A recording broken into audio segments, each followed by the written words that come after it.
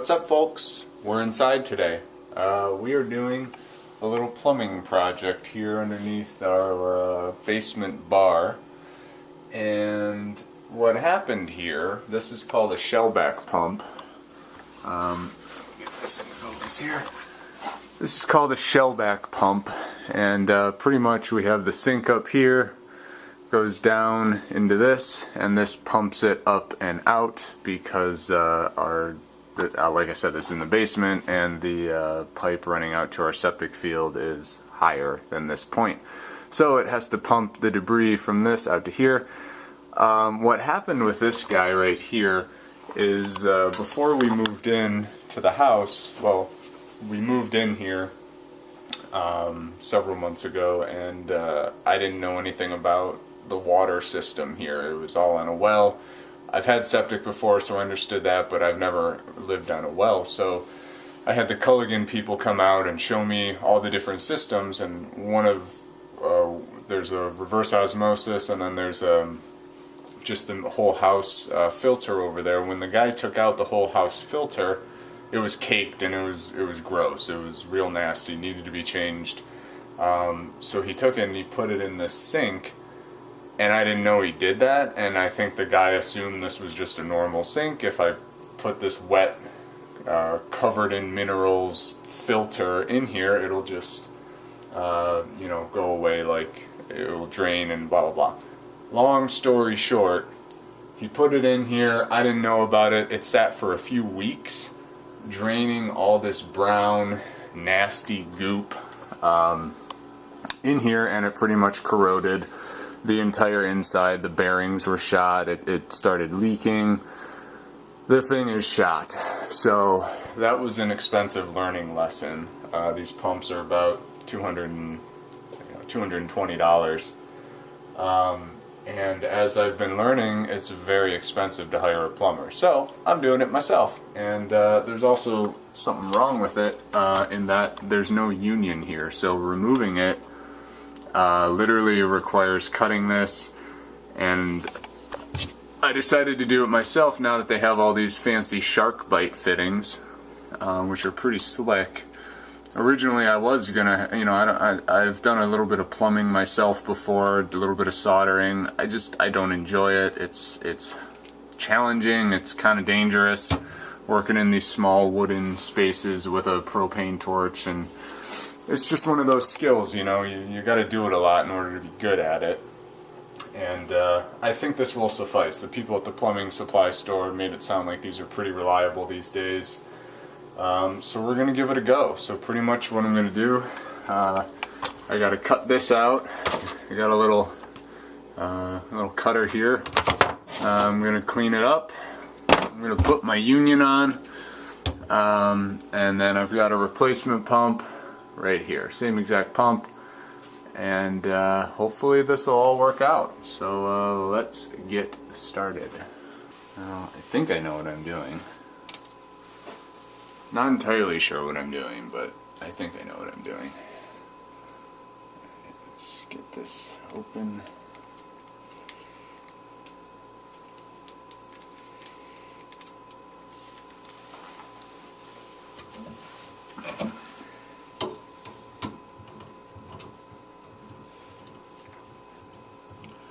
This is a handy little tool. I've never used one of these before, but it claims that it can handle a couple different types of pipe. I think it was like 1/8 inch down to, oh boy, I already screwed it up.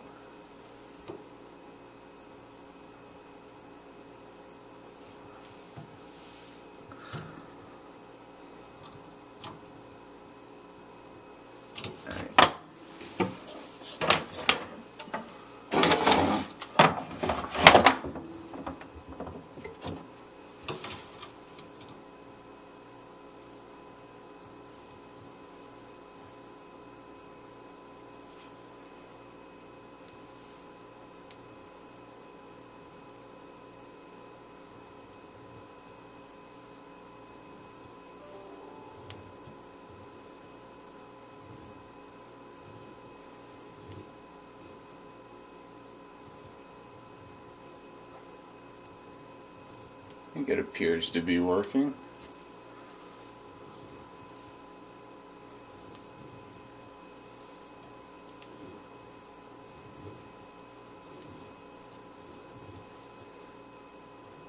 Just gradually tightening this.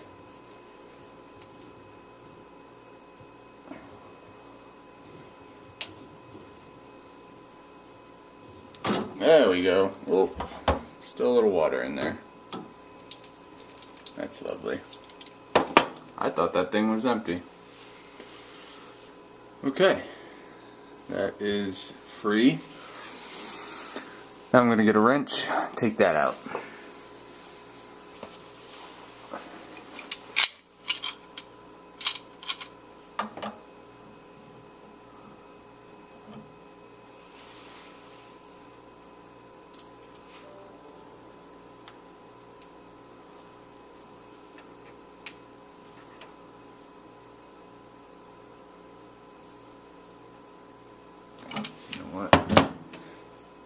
Might be better served taking this off first.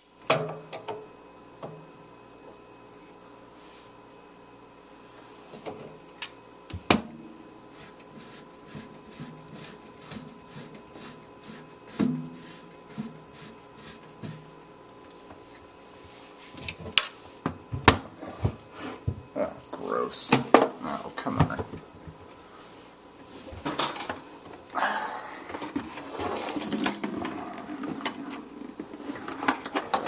Nasty.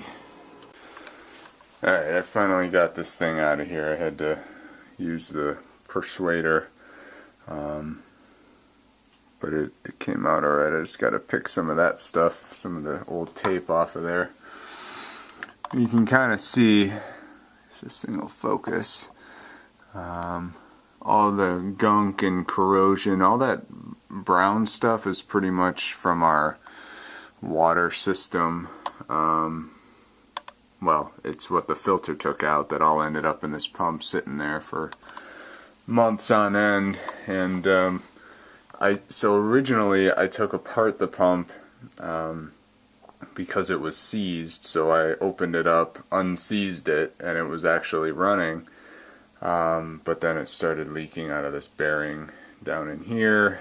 And I just think once you take these things apart, you've pretty much, you've compromised them in terms of will they ever hold water again without replacing all those seals. And I just don't think it's, it's just one of those things. May as well replace it because I don't want to work on this thing for the next 5 years and have it leak.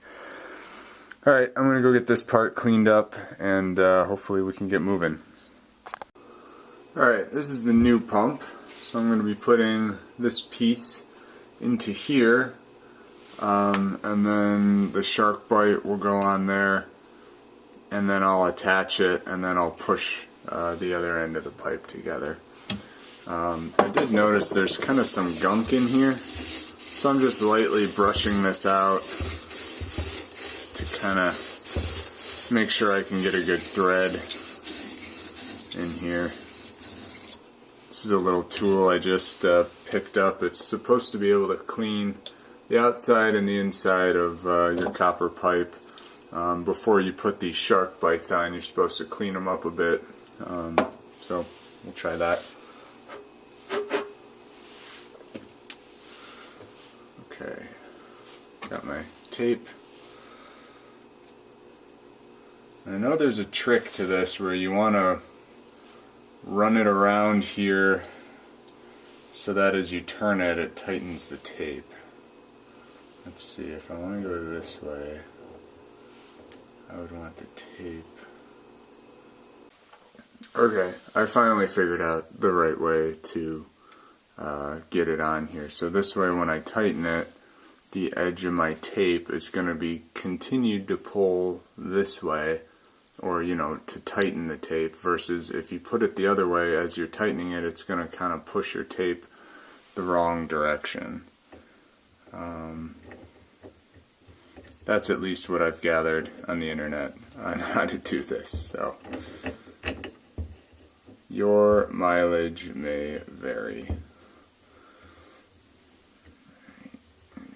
hand tightened, and then I'll grab my wrench.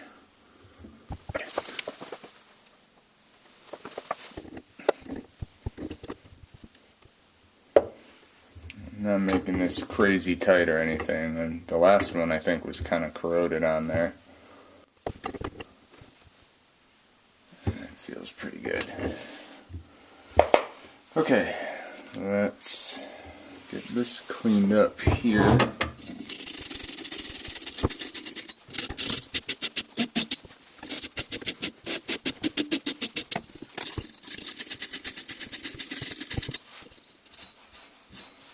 Cool. Okay, this is important, this little gasket, don't want to lose that. Alright, I'm going to clean up this little guy here.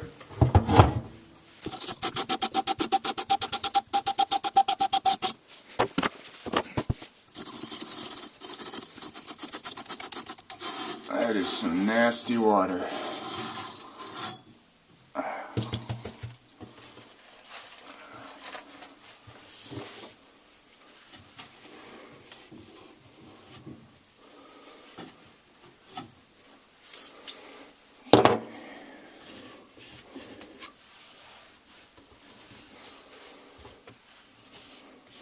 Alright, let's see, now what? So, I think I can put this thing on now. And it doesn't appear to have any type of directional suggestions, so it's just... Alright. I guess that's that. Alright. It's pretty thoroughly in there. Yeah, I can actually see it. I can see the edge of the pipe there, so it's right up at the stop. So that's good. Let's hang it up here. Now the man at the store, the plumber supply store, told me to be very careful when tightening this nut because they are both challenging to find and easy to break. So I'm going to leave that a little loose. And now I think I can combine these two.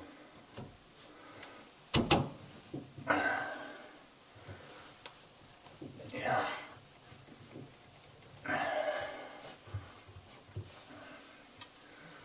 And I've seen from other people that this is okay, that this can spin a little. It's supposed to be that way. So I'm just going to tighten this by hand. And that ought to do it. This is my check valve up here. I'm going to turn this on. Is it on or off? Oh, I guess I had left it on. I guess that explains the water that was coming back from there. I think that's all. Like I said, I have no idea what I'm doing here. I was going to pay a plumber to do this, and then I got a quote, and it made my head spin. So I decided, come on Joe, you can do this. You're a savvy young man. Don't let this fool you. Alright, so there's two settings for these pumps. There's a manual mode and a automatic mode. I guess once there's a certain level of water, I think it's like 6 inches of water in the tub, it automatically fills. They're designed for laundry pumps, but you know, here we are. Okay, I'm going to reread the directions before I plug this all in and test it, just to make sure I didn't screw anything up, so I'll be right back. Alright, well I read through everything, and I think we're okay, so let's find out together if I screwed this up or not. Okay, it turns on. So that was the manual on mode. Now I have it in auto mode. So let's see. I think I actually turned this water off. Let's turn this back on. This one.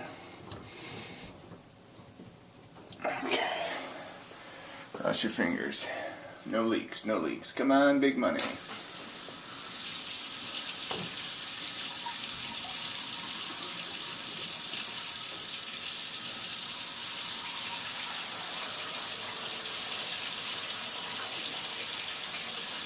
Now I know there's an adjustment in this pressure switch that you can mess with.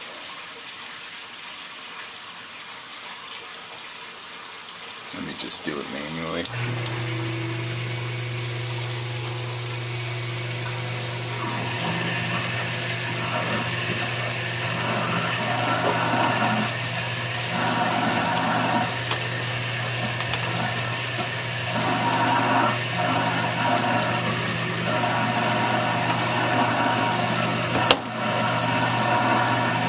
A little bit of water.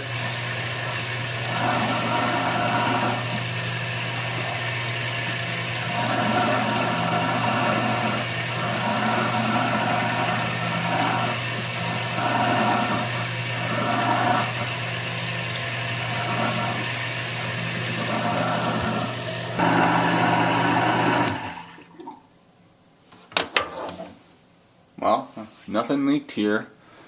There was a little bit of a dribble from up here, but I haven't seen it yet again.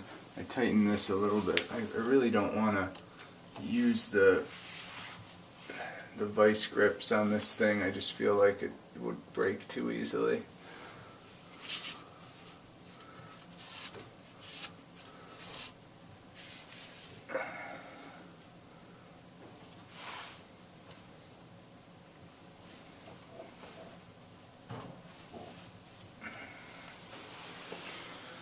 Okay, well, I mean, I think that's as good as it's gonna get. The previous people who lived here and set this whole thing up used this automatic, or this remote control deal, so that you'd have this thing plugged into here and you can manually turn it on and off, because I think the pressure switch is I don't know, it's probably just more effort than it's worth to mess with. So I'm probably just going to hook it back up to this switched remote, because I mean, this thing, it's in the basement, it probably gets used 3 times a year. I just don't want it leaking water everywhere. So I don't like doing plumbing work. But you know, it's a $200 pump. I probably would have paid $500 to get it installed from a company, including the pump.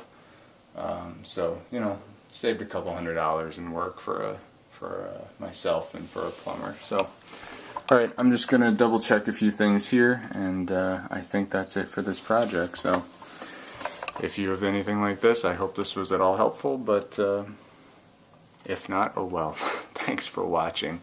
I'll see you next time. So I put the old pump back in here and I taped it up just so all the parts are all in one spot. And then I'm just going to write on here, old pump, replaced 10/31/2017. That way I can throw this thing on a shelf, you know, put it in a garage, forget about it, and if anything ever breaks on that, or I need to scavenge a part, like you know, maybe the little washer nut there, or I mean the motor itself actually worked just fine. So anyway, just marked it up so that I could know what's in here and get it out of my mind. Alright, while we're on the topic of plumbing, I have one more task to do, and that's to change this filter, which I do every month. The guy at Culligan told me, you know, do it every 1 to 2 months, but it gets pretty dirty, so I'd like to do it every month. So this is the same filter that when the Culligan guy came and took it out, he put it in that sink that I was just fixing, and all the crap that was on this filter, which was the first filter we had when we moved in, therefore it probably hadn't been replaced in months from the previous owners. So that was a filter that pretty much caked my my pump over there. So I change it every month just because it gets pretty dirty. My understanding is it's pretty undersized for our system. I should really have two separate, a real big filter and then a charcoal filter. Maybe that'll come someday. But while I'm in here, I thought I'd show you. I got the piping and the silcock for a job that I described quite a while ago. Pretty much what I'm doing is I'm tapping into, where is it? Right there. That line goes out to my garage and it runs directly off of this holding tank, whereas all the other faucets around the house, or all the other spigots on the outside, run off of my water softener. I don't want so I want to run a line from this pump over to the other side of my house so that I can water the garden and run sprinklers and stuff from it, instead of running it through my entire system and putting salinated water all over it. So anyway, it's just kind of a wear and tear issue. I don't want to wear out this pump before I have to, but that's what's upcoming, and I've got some pretty slick little Sharkbites to hopefully make this thing happen. This was another project where, you know, I had that plumbing company come out and I asked him what would it cost to do this, and he said at least $600. So, you know, it's one of those things. I've got maybe $100 in parts here. The hardest part is just running it through the ceiling, which isn't a problem because it's a drop ceiling down here. So that's the next project for another day. But for right now, I'm just gonna change that filter and get on with life.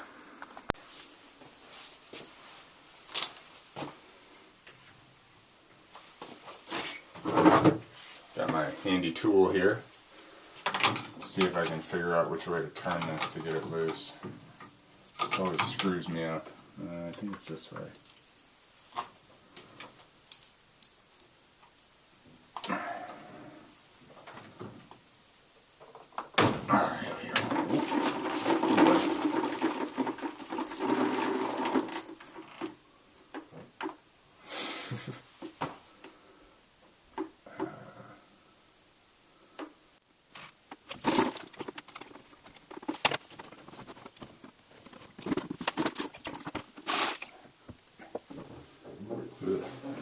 That is gross. Alright, I need to go wash this out actually, but I gotta do it outside because the water's off. Okay, I got this thing cleaned out best I could. It's permanently stained that color. I've cleaned it with bleach several times. It's just, like I said, I think the previous people who lived here didn't maintain this system.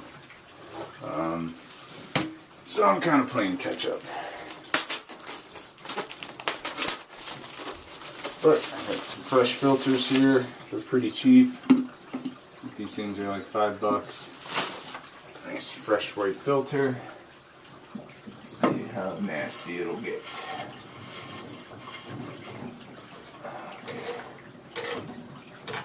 I guess I turned that off and forgot to... I turned it off, I started recording, and then I started unscrewing it, turned it back on thinking I had already done it. Okay.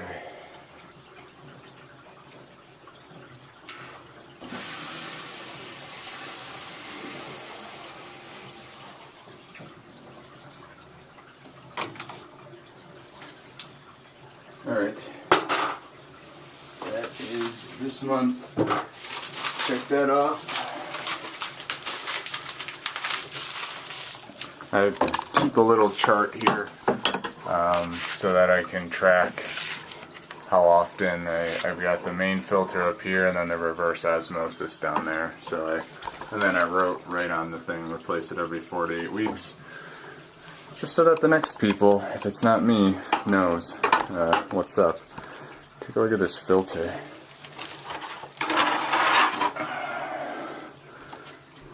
Yeah. So that's what the thing looks like after a little over a month.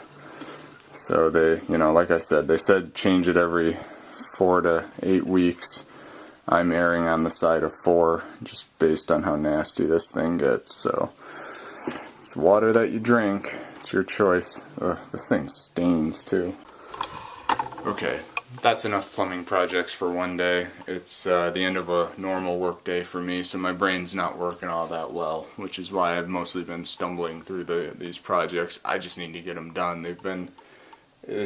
These projects build up, and if you don't keep up with them, they'll quickly overtake you. So this is done, the pump is done. I still need to do my garden hose relocation, but honestly that might not happen till the spring. So it started snowing today, so I'm doing some inside projects. But thanks for joining me. Appreciate your support. I'll see you on the next one.